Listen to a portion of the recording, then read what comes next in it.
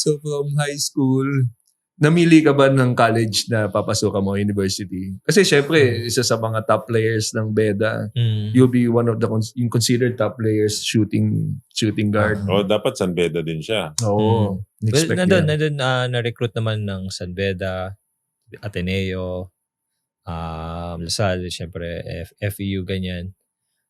Actually, yun yung main, yun yung schools na nagkausap sa akin. Pero, naging decidido na ako right away sa Lasal. Siguro isa na rin yung history ng school and isa mas malapit sa akin eh. Dahil Parañaque ako. Pero siguro yung commute mas madali. Pero more so yung history ng school, siyempre education, maganda. Sport, yung program, and Lasal was nga champion nung ano na yun. Kagaling lang nila sa championship. Puro championship yun yun yung natalo sila sa Ateneo 2002, then coming in ako 2003. And I think naging perfect place rin sa akin to play basketball. Rebuilding yung school, yung program nila. Dahil ang dami nawala, yun sila Mike Cortez, BJ Manalo, Willie Wilson, mga key players. Yes. Wala. So pumasok kami doon 8 rookies. 8 rookies kami naglaro. Sama sila Gako, Ryan Aranya. So yun, kaya malaking opportunity makapasok. Pero all your life, BEDA ka. Paano yung transition naman? Na-miss mo ba yung school o yung sistema? Meron bang, malaki ba yung culture change? shock lang. Walang, may mga babae na. All boys nga pala. All boys kasi BEDA nun. Pero aside from that, di naman. Kasi, isang buwan ka na anganga. nasanay na rin na nag-focus sa sports at saka sa studies. Yung medyo naging priority rin talaga. Anong course pinili mo nung college? Sa Lasal? Hindi ko nakuha yung course na gusto ko. Kasi nag-entrance exam na ako before pa ako ma-recruit ng Lasal. Computer science yung gusto ko. Major in Counter-Strike. Yes. Pasado ka sa quota. So, So, nung na-recruit ako, hindi na ulit ako nag-exam for pero pinalitan na lang yung course. Yung sports studies. Kasi okay na yung yung test and everything. Hindi ang lang, nagstay ako doon sa sports studies na course. Tapos yun na yung graduate. Napapractice mo naman siya yung pag-aaral mo sa sports studies? Hindi pa, pero if I'm going to be coach someday. Pero I held a camp nung last time. So may mga natutunan doon na napapasok. Pero kailangan mo i-review dahil sobrang tagal mo nang pag-aralan. Tagal na rin dahil with all the experience I had sa basketball. Medyo nag-focus tayo sa basketball. As a player naman ng Lasal,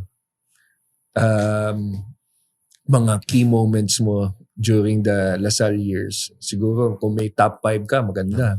Dami. Madami ba? Yes. First year mo, sabak agad sa court? Final 4 agad yun eh. Yes, Final 4. 4th place kami noon. Pero twice to beat yung Ateneo, and we are a young team. Tapos natalo namin ng isang game. And nagkaroon rin ako ng medyo magandang game nung time na yon. Developing yung confidence sa rookie na. Oo, so medyo na-achieve ko nga yung na-achieve yung rookie of the year nung time na yon. Something na proud lang ako nung time na rookie ko is nag-lead ako ata sa UAP ng steals. So defense talaga. So very important kay Coach Franz yung defense, yung press. So nag-lead ako sa steals or parang ganun. So parang napakalaking achievement sa feeling ko. And mentioned to before pala ni Coach Franz, I don't know kung sa podcast or something, na nung time na pagpasok ko sa Lasal, hindi niya parang dahil bata ako noon 16 years old ako pumasok sa college. Batang-bata. Parang hindi pa ata ako plan nung summer i-line up talaga sa Team A kasi batang-bata. Bata pa. Gusto niya mag-grow. Pero nakita daw niya yung development ko nung summer pre-season. Parang paangat. Kaya napunta ako nung napasok ako sa lineup.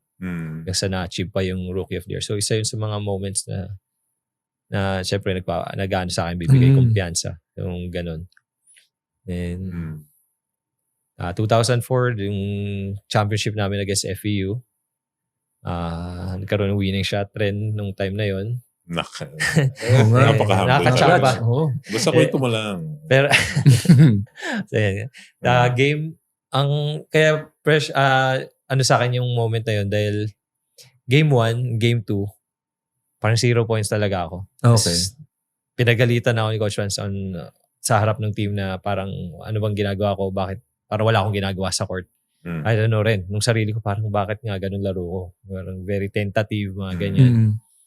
And pagdating ng game, again, binuhos ko yung sarili ko sa sa practice nung day before. Talagang shooting lang ako, binuhos ko. May tumulong pa sa akin Coach Dan Rose. Tinulungan niya ako mag-shooting. Shooting lang kami halos 1 oras after practice. And may game pa the next game.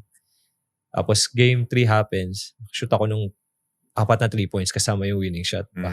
Sabi ko, yun, again, another parang unforgettable moment. Sama rin nung season, nung ano ko na yun, nung second year ko, parang nag-deep yung laro ko. So, nabawi nung winning shot na yun. Tapos, ano pa ba? Yung redemption year namin, tinatawag ng iba. Kasi 2006, we were suspended dahil sa nangyari before, yung may players nagkaroon problema. Then, pasok kami 2007, coming sa suspension. Nag-champion pa ulit kami 2007.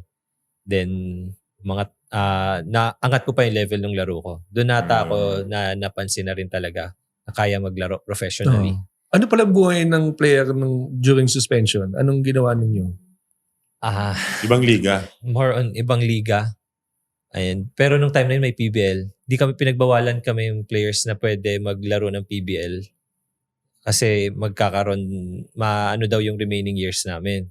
Maka-count. Oo. Kaya 2006, wala talaga. As in, solo lang kami. Pero, fortunate kami, nag-train rin kami abroad. May mga ganung may training. So, nakapaglaro kami sa Bahrain.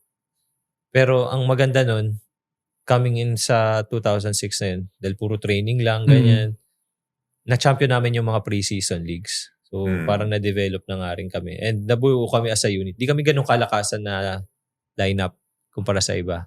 Parang very talented pero baga wala yung superstar player. Tapos, kaya tingin ko mas maganda yung 2007 na yun dahil yung cohesion namin and chemistry mas maganda. Nabuo kami nun. Nila T.Y. Tang, Cholo Villanueva, Rico Meyerhofer, PJ Walsham, OJ Kua, yun yung medyo kagrupo ko rin talaga, halos kabatch ko.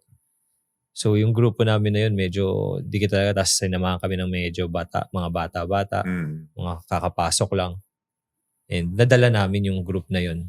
And hindi nga kami, kumbaga, hindi kami yung time ng 2007-14, yung UE. No. So undefeated sila. Straight to the final sila. Kami step ladder, we have to face Ateneo, mga ganun. And yun, na-develop hanggang sa nadala namin ng finals. Talo namin yung UE twice. So, achievement, very good achievement sa amin. Tapos, sa level ng game ko rin, umangat rin. Thank you for watching Balyahan with GB and RDO, powered by Sports Plus, the official gaming partner of the Philippine Olympic Committee. Kung nagustuhan mo ang napanood mo, here's some more videos. Huwag mo rin kalimutang mag-like, comment at subscribe para lagi kang first dibs sa bagong videos ng Balyahan.